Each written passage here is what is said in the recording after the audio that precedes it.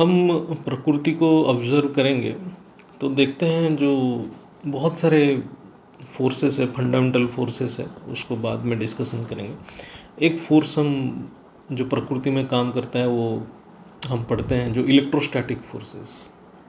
Electrostatic force क्या होता है? जैसे कोई पॉजिटिव चार्ज है और एक पॉजिटिव चार्ज को विकर्षण करता है, रिपल्सन करता है। एक पॉजिटिव चार्ज नेगेटिव चार्ज को आकर्षण करता है और एक नेगेटिव चार्ज को विकर्षण करता है। जो ये आकर्षण विकर्षण, अट्रैक्शन रिपल्सन, जो फोर्सेस है दो चार्जेस के बीच में, दैट इज कॉल्ड, इसको बोला जाता है इलेक्ट्रोस्टैटिक फोर्स।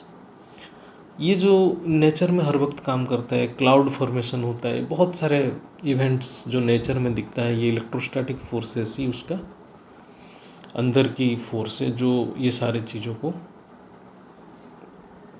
करने में मदद करता है।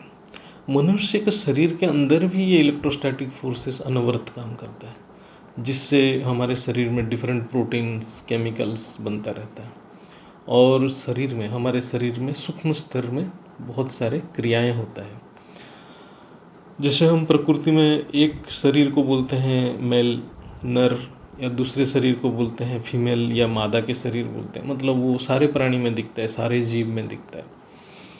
तो ऐसे जैसे पॉजिटिव नेगेटिव में अट्रैक्ट होता है, तो एक शरीर के दूसरे शरीर से भी अट्रैक्ट हो जाता है। ये एक साधारण सा प्रसंग है। तो ये कैसे हो रहा है, ये भी एक साइंस है। तो लेकिन ये जो आकर्षण विकर्षण जो है, ये सब मनुष्य को कर्म बंधन में बांध लेता है।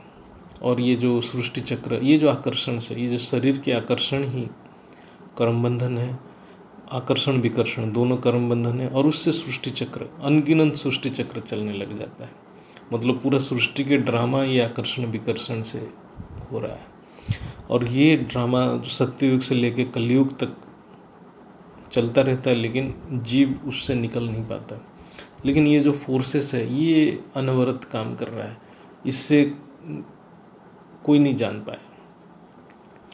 अब हम क्वांटम बायोलॉजी और फिजिक्स के हिसाब से देखें, सोचें तो ह्यूमन बॉडी, जो हमारे शरीर किसी भी प्राणी के शरीर, सूक्ष्म स्तर में बहुत सारे क्रियाएं होता है। तो उससे शरीर में बहुत सारे माइक्रो लेवल्स में बहुत सारे केमिकल्स, प्रोटीन्स, इन्फानाइट, ये सब जनरेट होता रहता है, उत्पन्न होता रहता है।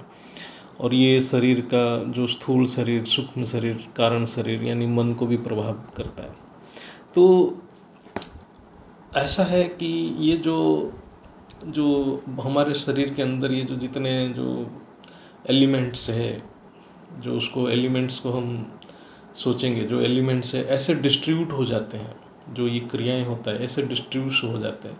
तो एक शरीर पॉजिटिव चार्ज जैसा बिहेव करता है, मतलब पॉजिटिव पोटेंशियल है ना, और दूसरे कोई एक शरीर वो नेगेटिव पोटेंशियल में बिहेव करता है। ऐसे डिस्ट्रीब्यूट होता है, ऐसे एक्टिविटी कम्बिनेशन होता है, तो एक दूसरे को अट्रैक्ट होने लग जाते हैं। ये ऑटोमेटिक होता है, नेचर का प्रोसेस है। फिर ऐसा शरीर में जो एलिमेंट्स एंड चार्ज की डिस्ट्रीब्यूशन हो जाता है कि एक दूसरे से रिपल्सन करने लग जाता है। तो ये नेचर की गेम है, वो नेचर खेलता रहता है शरीर के थ्रू, लेकिन इससे सृष्टि चक्र चलता है। लेकिन हम ये चीज़ को समझ नहीं पाते हैं। तो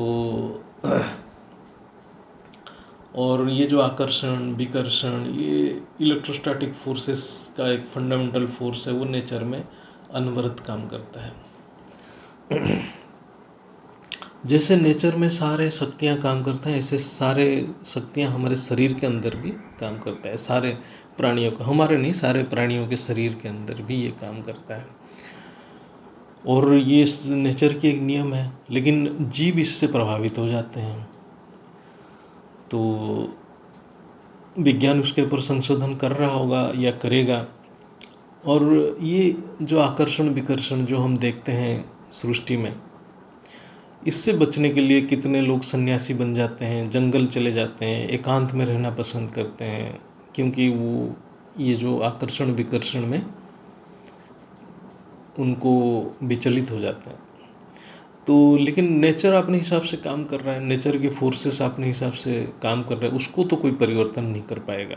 आप कहीं भी चले जाइए, वो आप जंगल में जाइए, आप किसी एकांत जगह में जाइए, लेकिन ये जो फोर्सेस नेचर में काम कर रहा है ये अपने आप काम करेगा।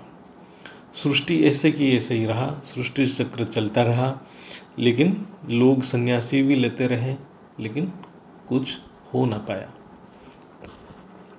विज्ञान की और एक उदाहरण लेते हैं, मतलब इसी से विज्ञान में जैसे साइंस में, बेसिक साइंस में पढ़ाया जाता है, 2 इलेक्ट्रोड है, एक कैथोड है एक एनोड है, और दोनों के बीच में हम पोटेंशियल डिफरेंस जब देते हैं, जो वोल्टेज अप्लाई करते हैं, तो उस सर्किट में करंट फ्लो होने लग जाता है। करंट फ्लो मतलब चार्ज का स्थानांतरण, है ना।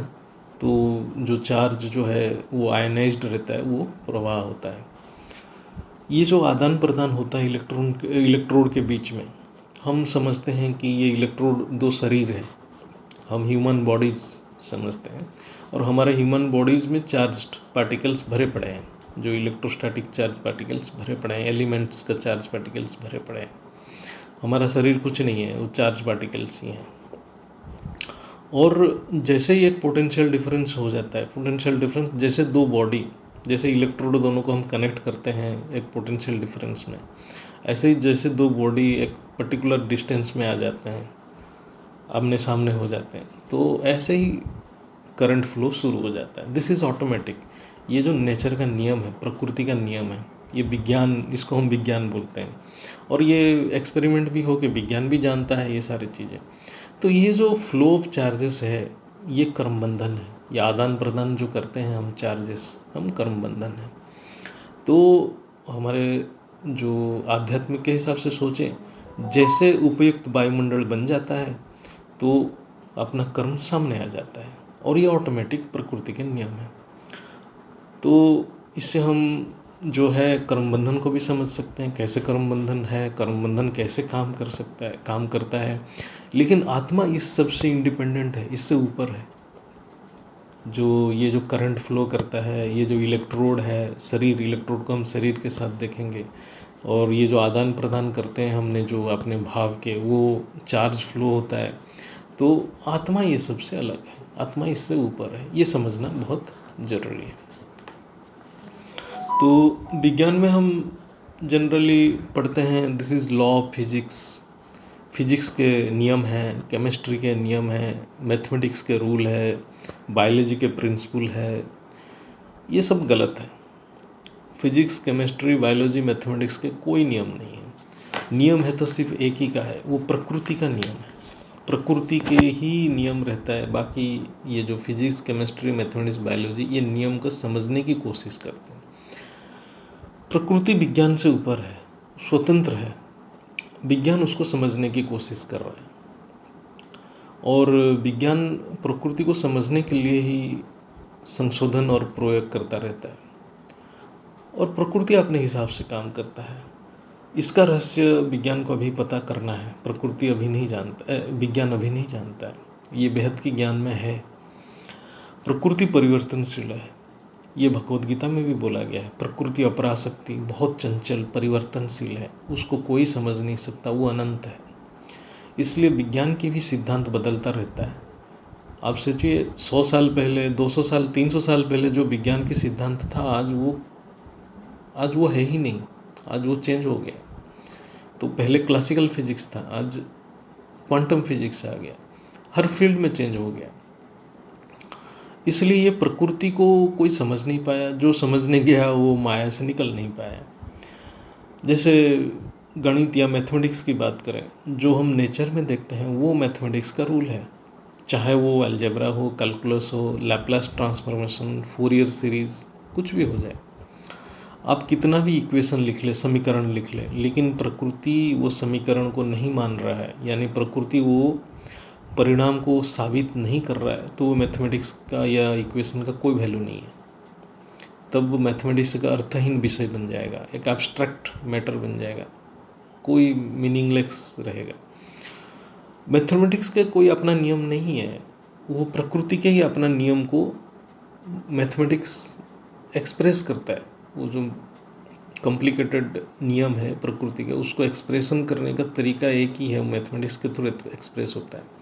एक साधारण सा उदाहरण लेते हैं, हम ऐसे बोलते हैं कि एडिशन होता है 2 + 2 4। क्यों? ये क्यों है 2 + 2 मिलके 4 क्यों बनता है?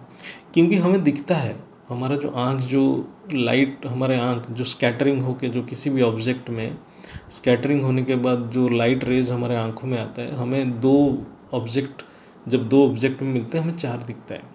अब सोचो प्रकृति ऐसे रिफ्लेक्ट करे लाइट को, 2 और 2 मिलके 3 हो जाए, 3 ऑब्जेक्ट दिखे या 5 ऑब्जेक्ट दिखे, तब तो 2 + 2 5 होगा, ये 2 + 2 3 हो जाएगा।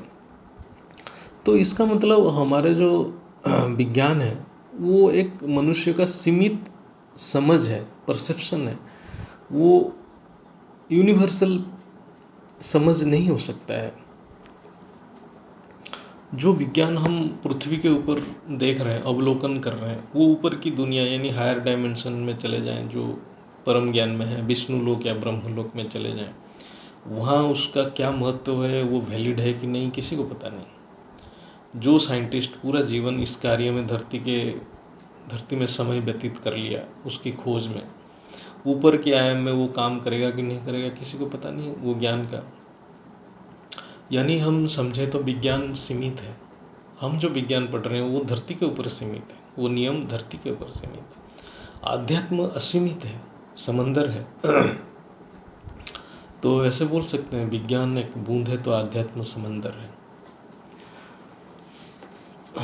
क्वांटम फिजिक्स के बारे में बाद में बहुत विस्तृत में चर्चा करेंगे, एक अलग सा टॉपिक लेके। लेकिन फिजिक्स के कुछ जो डेवलपमेंट्स हुआ इन वर्षों में, उसकी समझ होना चाहिए। हम साल 1600, 1700, 1800 की बात करते हैं, जब न्यूटन की जो रिसर्च वर्क बहुत प्रिडोमिनेंट था। उस समय का जो फिजिक्स था उसको हम क्लासिकल फिजिक्स कहते हैं। लगभग 1890 या 1900 साल के बाद बहुत सारे फिजिक्स में संशोधन हुआ, जिसको हम मॉडर्न फिजिक्स या क्वांटम फिजिक्स कहते हैं। परम शांति सोचो, बोलो परम शांति। Join us daily for live meditation, 10 p.m. to 11 p.m. on YouTube Live. Subscribe now. Website www.paramshanti.org. Email us anant@paramshanti.org. Like, share, subscribe. Join today. बेहद की